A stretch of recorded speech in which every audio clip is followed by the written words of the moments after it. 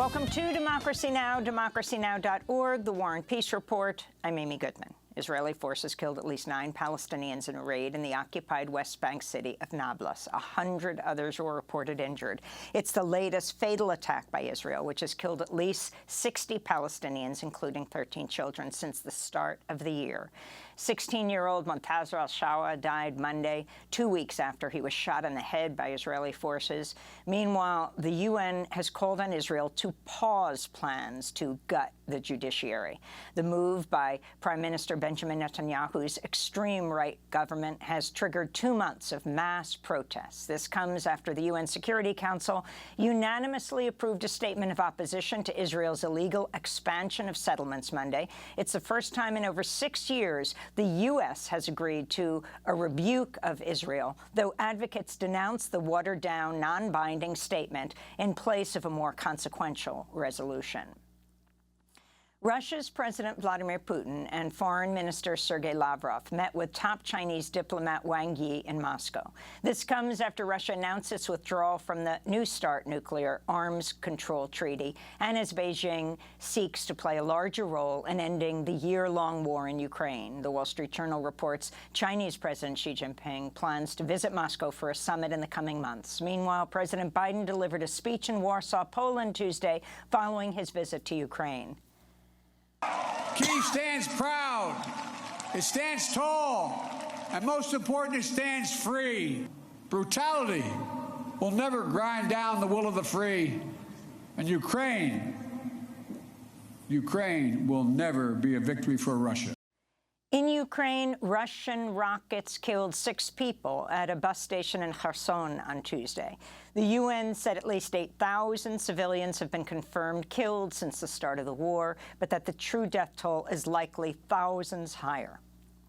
The Environmental Protection Agency has ordered Norfolk Southern to clean up the contamination from its derailment in East Palestine, Ohio, earlier this month, which led to a massive fire and the release of toxic chemicals. This is EPA Chief Michael Regan speaking from East Palestine. If the company fails to complete any action ordered by EPA, the agency will immediately step in, conduct the work ourselves, and then force Norfolk Southern to pay triple in cost. Ohio Republican Governor Mike DeWine also spoke at Tuesday's news conference, saying it's fundamentally wrong that trains carrying toxic chemicals are not required to notify authorities. An investigation by local ABC affiliate WSYX revealed Norfolk Southern donated $29,000 to Governor DeWine since 2018, including $10,000 just last month for his inauguration. The train company gave nearly $100,000 to Ohio candidates over the past 6 years and extensively lobbied DeWine and other politicians. Railroad Workers United and others are calling for the nationalization of the U.S. rail system in the wake of the East Palestine disaster. Meanwhile, a Union Pacific coal-carrying train derailed in Gothenburg, Nebraska earlier today, on Tuesday. It's the second such accident this week for Union Pacific trains after another derailment Monday in Riverbank, California. The company said no hazardous materials were involved in either instance. California Congressmember Barbara Lee has announced her bid for the U.S. Senate seat being vacated by the retiring Dianne Feinstein in 2024. Congressmember Lee has served in the House for 25 years, perhaps best known for being the only member of Congress to vote against authorizing military action following the 9/11 attacks. Congressmembers Katie Porter and Adam Schiff are also running for the Senate seat. In other congressional news, a Virginia state senator has won a special election for the 4th Congressional District and will become the first Black woman to represent Virginia in Congress. She'll fill the seat of Congressmember Don McEachin, who died in November. And in more congressional news, Rhode Island Democrat David Cicilline is leaving the House of Representatives in June to run the Rhode Island Foundation. Prior to becoming a U.S. Congressmember in 2011, Cicilline was mayor of Providence, the first openly gay mayor of a state capital. The U.S. Supreme Court rejected an appeal to an Arkansas law that penalizes the boycott of Israel. The case was brought on behalf of the editor of the Arkansas Times, who refused to sign a pledge that he would not boycott Israel in order to benefit from state advertising contracts. Over 30 such laws are in place around the country and have been used as a model to curb boycotts of oil companies and gun manufacturers as well. The ACLU argued the Arkansas law should be overturned since boycotts have been established as protected speech under the First Amendment. To see our interview on the subject, go to democracynow.org. Separately on Tuesday, Supreme Court justices heard arguments in Gonzalez versus Google, a case challenging federal protections for social media and search engine companies that host and amplify potentially dangerous content.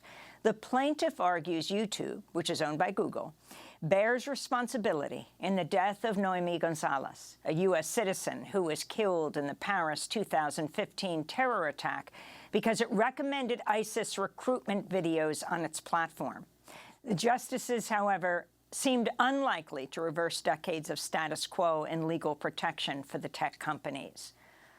In Wisconsin, a primary vote for a seat on the state Supreme Court has advanced a liberal candidate, Janet Protasiewicz, and a conservative, Daniel Kelly, to be the April 4th runoff, which could tip the court to the left for the first time in 14 years. At stake is the future of Wisconsin's abortion ban, which went into effect after the overturning of Roe v. Wade last year. The balance of Wisconsin's top court will also play a key role in voting amidst battles over the state's heavily gerrymandered legislative and congressional maps and possible challenges in the 2024 presidential election. Here in New York, Genaro Garcia Luna, Mexico's former top security official, once charged with leading the fight against narco-trafficking, was convicted Tuesday for accepting millions of dollars in bribes from the Sinaloa cartel under the former leadership of Joaquin El Chapo Guzman, who's serving life in prison in the U.S. In exchange, Garcia Luna protected cartel members from arrest and gave them safe passage for cocaine shipments and tip-offs about law enforcement operations. Garcia Luna served under the former president, Felipe Calderón, who launched Mexico's U.S.-backed so-called war on drugs that has led to the killing and disappearance of tens of thousands of people. Garcia Luna also worked closely with U.S. counter-narcotics and intelligence agencies as part of the so-called crackdown on drug cartels. For more on the story, tune in later in the broadcast. In immigration news, the Biden administration's proposed a new policy that could block tens of thousands of people from seeking asylum at the U.S.-Mexico border. The rule would force migrants to first seek protection in Mexico or another country they pass through on their trek to the U.S. They'd be able to ask for asylum in the U.S. only if those previous claims in another country are denied. The unaccompanied children would be exempt. The ACLU condemned Biden for mimicking asylum bans that were enacted by former President Trump. Those were ultimately ruled illegal and blocked in court following challenges by the ACLU. In Texas, members of the Chinese community are organizing against a racist bill currently being debated in the Senate that would bar citizens from China, North Korea, Iran, and Russia from purchasing property or land in the state. Republican Governor Greg Abbott has already signaled his support for the bill. Asian Americans say the proposed legislation is a throwback to long-repealed xenophobic laws, including the Chinese Exclusion Act of 1882 and the so-called alien land laws of the early 1900s, which banned Asian immigrants from owning land. This is activist Ling Luo of the Asian Americans Leadership Council speaking at a rally earlier this month. Texas Governor Abbott wanted to ban Chinese Americans from owning properties in Texas by passing SB 147 and SB 552. Chinese Americans have to prove their citizenship if they want to buy properties. This is blatant discrimination based on race, which violates the American Constitution. We must stand in solidarity to protest these discriminatory bills. We need to stand up, speak out, and fight back. Seattle's become the first U.S. city to ban caste-based discrimination. City Council member Kshama Svant, who proposed the measure, celebrated after the vote, tweeting, quote, "Now we need to build a movement to spread this victory around the country." And the family of Malcolm X is filing a $100 million wrongful death lawsuit against the FBI, the CIA, New York City and State, the NYPD, and the District Attorney's Office for concealing evidence of their involvement in Malcolm X's 1965 assassination. 2 men were convicted of his murder and spent decades in prison, but were fully exonerated in 2021. Later in the broadcast, we'll air comments on the lawsuit from Malcolm X's daughter, Dr. Ilyasa Shabazz, and the civil rights attorney, Ben Crump. And those are some of the headlines. This is Democracy Now!, democracynow.org, The War and Peace Report. I'm Amy Goodman in New York, joined by Democracy Now! Co-host Juan Gonzalez in Chicago. Hi, Juan.